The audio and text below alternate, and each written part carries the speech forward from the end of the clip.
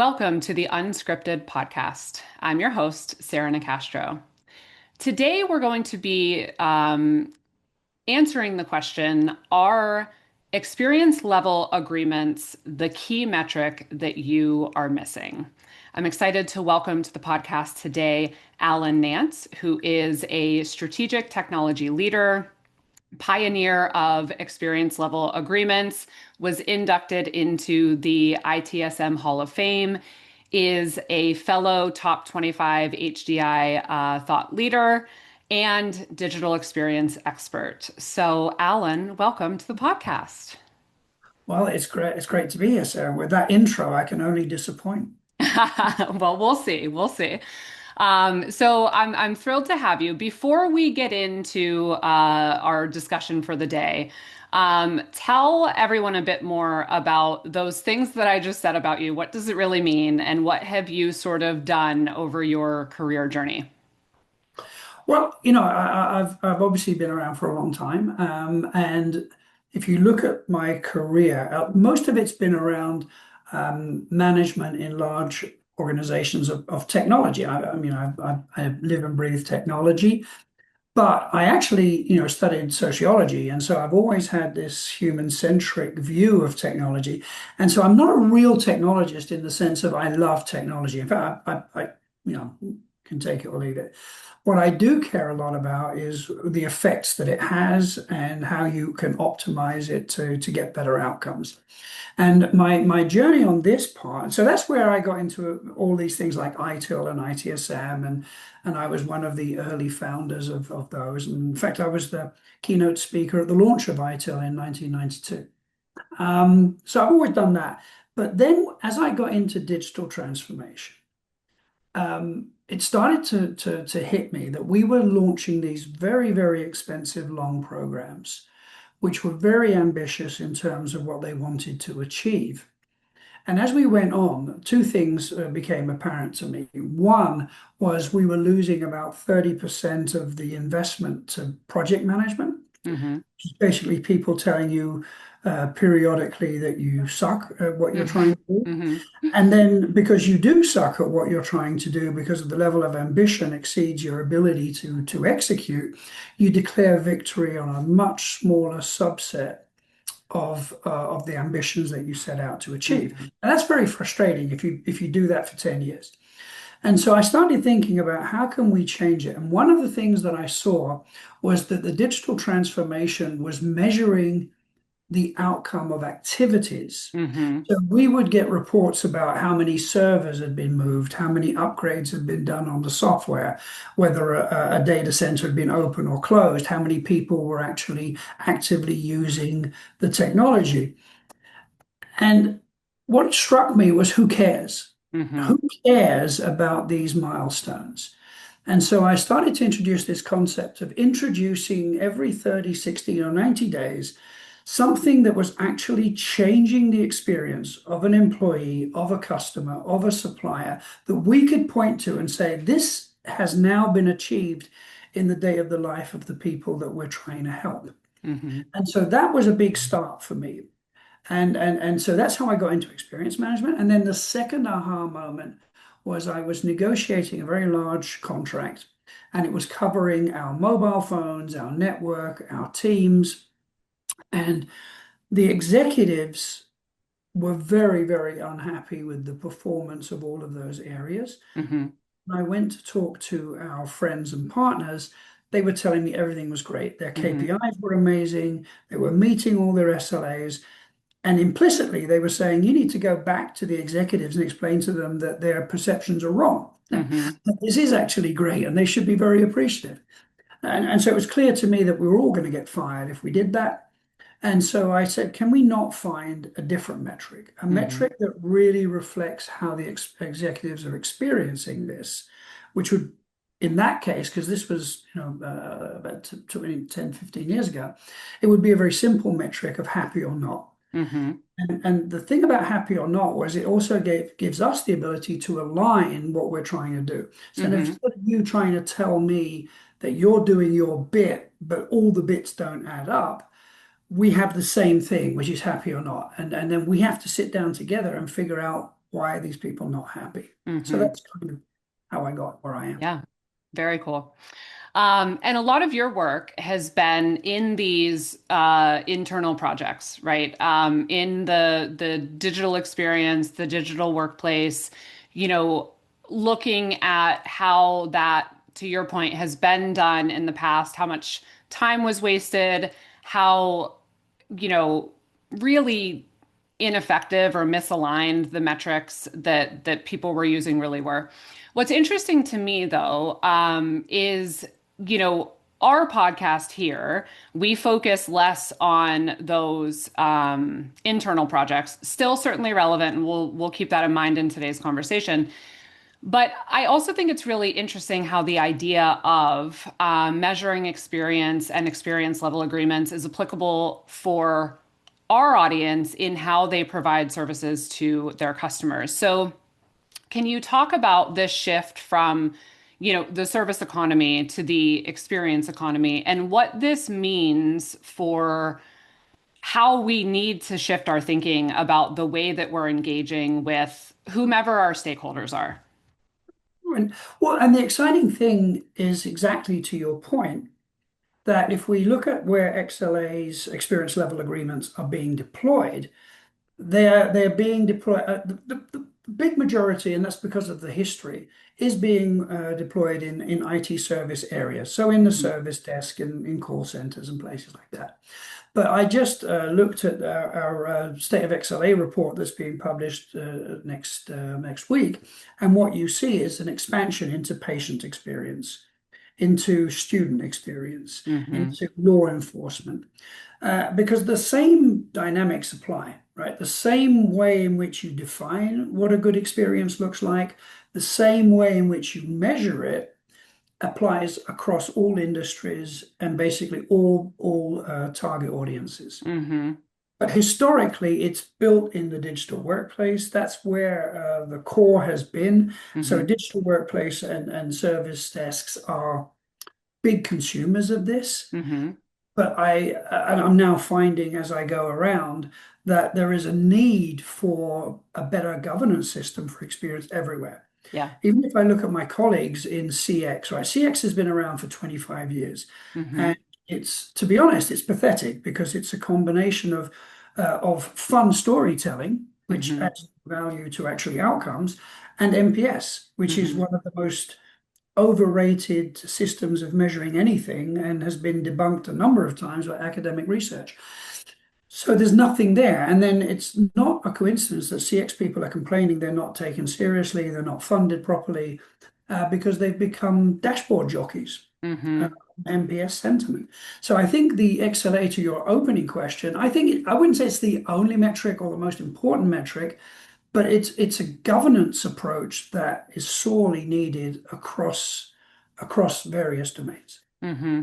And so explain the essence of it when we think about it in the context of shifting from the service economy to the experience economy. So can you explain the distinction there and then how XLA helps Right. reframe what it's important for us to be looking at? Yeah, so if we look at the evolution of the global economy, then what you see is we've gone through various phases. We've gone through a phase of commodities, where we would all get on boats and go to foreign countries and steal their stuff, and then we would sell that as a commodity, whether it was coal or herbs or spices or gold or whatever it was. And then we moved into basically the manufacturing and product economy. And a lot of the thinking that we even have today comes from that. The concepts of standardization, of process management, of optimization, of return on investment, all emerges in that area. So all Mhm. your management systems are around that. How do I measure ROI? How do I measure productivity? How do I make investment decisions? When around the 80s, that whole system collapsed. And some of us who are old enough remember how traumatic it was to see entire communities decimated because the coal industry stopped, the steel industry stopped, the car manufacturing industry stopped. But what came in its place was basically services. Mhm. The biggest part where that service economy grew was in government services and financial services. And as a part of the government growth, there was this focus on going back to the core business, and almost single-handedly, the outsourcing and sourcing industry came about.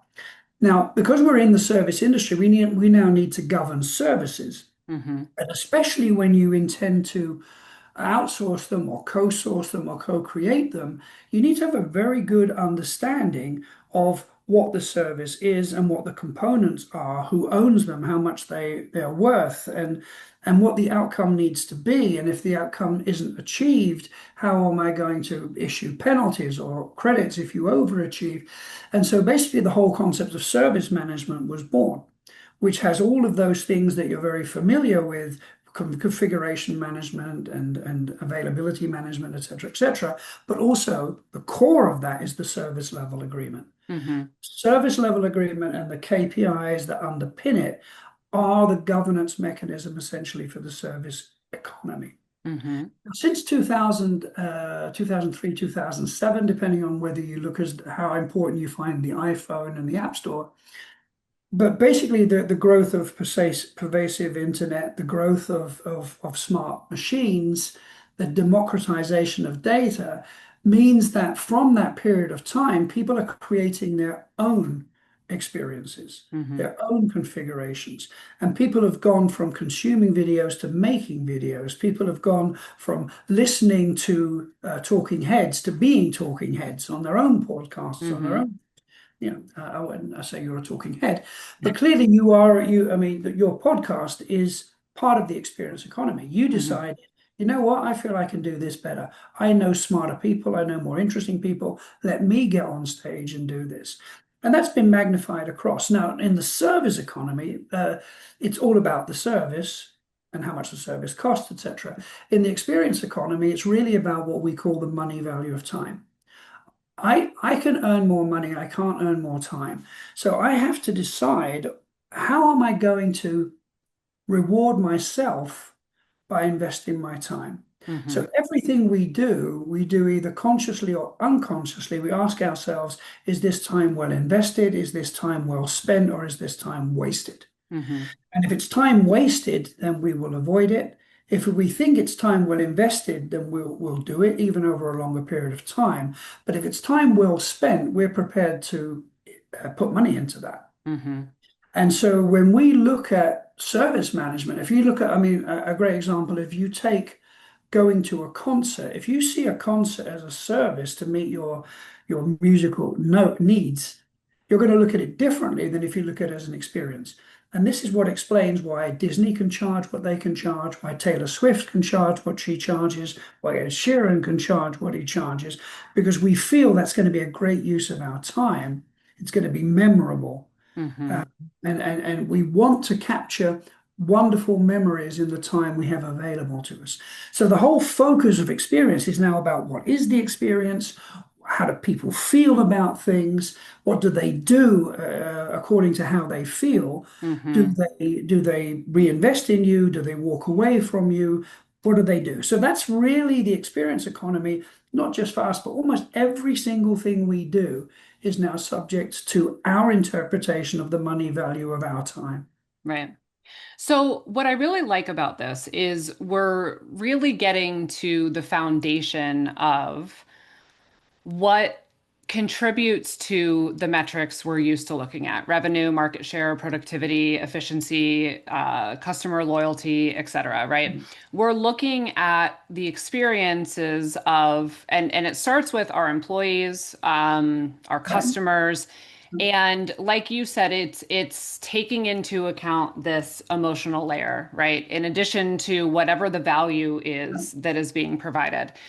So while it makes sense, it's also a huge shift to reconcile. So, where do people go wrong when it comes to, you know, the understanding, I guess, if you see struggle there, but I guess the execution of what it takes to really embrace this shift?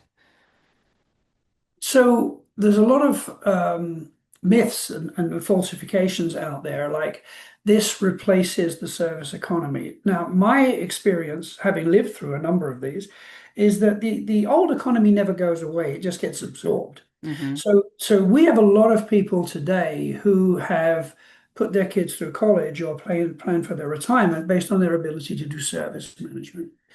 Now, if we can't make the transition obvious and rewarding, they're going to resist this. And there's a lot of people in the service management community who still tell me if we just add experience to service management, we're going to be fine. And I think they miscalculate the change that's actually occurring. This isn't Hmm. about adding a sentiment score to your uptime. That's not going to bring you where you need to be. And ultimately, where you need to be is you need to be a stakeholder in how these experiences are defined in the first place. Hmm. So if we take something like a service desk that I'm sure a lot of people are familiar with, a service desk is built to provide service, but every single metric we use is about our own performance. It's not about Hmm. the customer at all. So we'll measure how long it took us to answer the phone, how long it took us to solve the problem, whether we solved the problem adequately. All of that tells us great stuff about our own efficiency, but it tells us nothing about whether we were a good use of time for the people calling us. So we've got Hmm. the wrong metrics. So the culture is first of all to understand what the assignment is, and the assignment is to have people obviously productive and output and creating the output that they're hired for. But they're more likely to do that when their experience with the technology, their experience with their assignment is a good one, is a good Hmm. experience. And that we're not interested in that. We're only interested in whether we're good at answering calls and Hmm. resolving incidents. And so there's a mismatch. So we have to change the culture. We have to change the understanding of what our audience is trying to achieve. We have to understand what the audience values in that experience, and that can change amongst audiences because some people like to help themselves, other people like to be chaperoned through the process. And we need to set up our organization and our process and our technology that supports the people that are serving that audience, our actors, if you will. So Hmm. if we have a staged experience, you have actors playing in that, and we need to make sure those actors know their lines and that they're skilled for the task, which may not be the task they were skilled for originally. Hmm. Does that make sense? Yeah, it does. And I think I understand the actor terminology. I don't like it. You So, like it? and here's why. Because when I think about what I know about our listeners and the services they provide, okay? And ultimately not just the services, the experiences. And this is the crux of it for me, Mhm. is the services are one thing, the people doing it are where something special is created. The companies that are really using their service function as a competitive differentiator, it's really tied to their people and how they're doing it. And so I'll tell you, it's a very, I'm getting into the weeds and we don't need to. All The right. reason the actor thing rubs me the wrong way is, to me, that terminology reminds me of inauthenticity, that Yeah. they're acting, they're not meaning it, they're doing it because someone's telling them to play a role. And that feels at odds with what we really want, which is people that are, bought into the mission and really care about creating those experiences. It's just a distinction, but do you understand what I'm I saying? see. I feel your suspicion.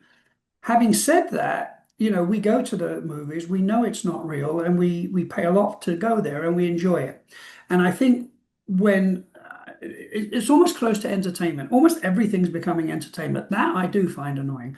But when I approach somebody who is a flight attendant, or when I approach somebody who's on a service desk, or whether I approach a policeman, I do expect them to act their role. I expect them to do what I want. I don't expect the flight attendant to be a policeman and tell me to Hmm. sit down because you know you need to sit down. Hmm. That's not going to work for me. So I think people do need to understand what people expect from their role. Yeah. And I think what I would like to hope is that they can fulfill that with their own authenticity. Yeah. But I would tell you this, an authentically grumpy person is probably going to be unsuccessful in a number of experience-based interactions. On the other hand, some people love authenticity so much that they would be prepared to sit down with somebody who's maybe not the nicest, right? Yeah. Some people love to watch Gordon Ramsay teach people Hmm. in his authentic way. Hmm.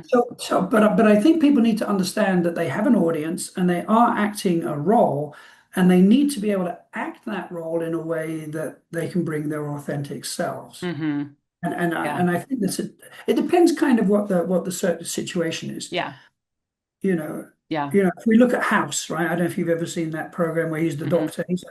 He's an incorrigible, awful person. But people accept that this guy is going to solve my medical problem. Hmm. So they put up with that. And so that's also part of what people will give a spectrum of what they find acceptable. Yeah. So I'm curious, Alan, how often do you see companies that are buying into the shift to the experience economy, Yeah. but relentlessly trying to force it into the processes and measurements that don't fit it? Yeah. So some people come to this with a challenge that they want to solve. So people come to this and say, look, I have a retention problem. Can we put some XLA around my employee experience that solves the retention problem? And then they're not really willing. That's it, right? So Hmm. they've got very limited scope. And even if I could solve that, the chances of that surviving long term, because what I do have, to your other point, I do have people now attacking something because we've told them that's the solution, but they're not entirely bought into it. It's Hmm. only changed a very small fraction of their daily life, and it's now become a bit of an annoyance because this external person came up with something that doesn't fit. So yes, that happens. Hmm. Yes, that happens. I also see a lot of people who start with limited ambitions. I don't have a problem with that, but they start with a situation as is. And that situation as is may never have been defined to be any type of experience. Hmm. So then we add sentiment to that undefined experience. Hmm. And what do we find? People aren't that happy with it. Yeah. And then you get a little frustration because you have to be able to change that undefined experience. And if you don't have the ability, whether that's because of the organizational structure or because you don't have the money, then you're actually worse off because now you know that you're delivering a pretty pathetic Yeah. performance. You suspected that, now you know it for sure, and you Hmm. can't. So the best people for me to work with, which you're not asking me, but I'm going to tell you, is people who are prepared to look at the experience and say, how do we define this differently? How Hmm. can we put human-centric design criteria into that? And there are people doing, the human-centric, humanizing IT, which Hmm. is very much like design journey work, which I think is fine. Other people are looking much more like Unisys have just launched an experience level agreement around facilities, Hmm. where combining facilities management with service management and experience management to get a more holistic experience for people working in remote or on-site locations. That's where we're going to be more successful. When we Hmm. actually say, okay, how are we going to define this experience? What metrics flow down from this? And what change management is required to do this at scale? Yeah. But everybody knows that, and people don't always do it. It's the frustration for every change. For sure. Okay, so we talked about the reality that this is not the same or as easy as applying a sentiment piece into service level agreements. So, can you talk about, and I understand that depending on what we're really talking about, what the application is, this varies, but can you talk about like what does make up an effective, accurate measure for the experience economy? So we do need sentiment. We do need to understand sentiment. But in addition to understanding sentiment, we also need to understand the rationale that's being employed to get to that sentiment, right? Hmm. So, for instance, right, if you, I always go back to Disney, but or Universal or something like that. I think it's always amazing that they are capable of organizing this journey for you that you spend 30 minutes in a queue in 90-degree heat, consuming $17 Cokes for a 3-minute ride. Anybody who takes a step back said that's crazy. I would if I said, would you do that? You'd say, no, I wouldn't do that. I wouldn't do that. And yet you do. And then you ask people why they do it. Now we can look at all sorts of sentiment. The number one sentiment that adults do it is because of the joy they see in their children as they come off the ride. And and so that 3-minute ride compensates the entire journey before. Hmm. Now, so we need to understand that. Now, Disney's got this down to a fine art. So they've looked at, introducing that snake and and having distractive stuff that doesn't make it feel that long, getting you to the front of the line. But really, it's all about that 3 minutes. It's all about getting that 3 minutes right. And if you get that 3 minutes right, everything falls apart. Thank you for tuning in to today's conversation. We will continue this discussion with Alan next week in part two. In the meantime, you can find more by visiting the home of Unscripted at futureoffieldservice.com. The podcast is published in partnership with IFS. You can learn more at ifs.com. As always, thank you for listening.